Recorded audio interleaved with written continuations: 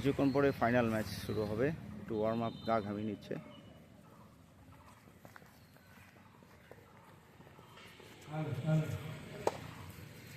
আজকে big final match SSC versus CFA.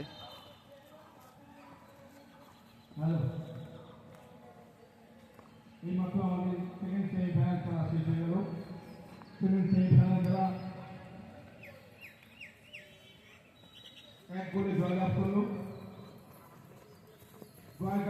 কিরে তুই হাঁটছিস কেন? তোর জন্য পিছনের গুলো আটকা পড়ে গেছে।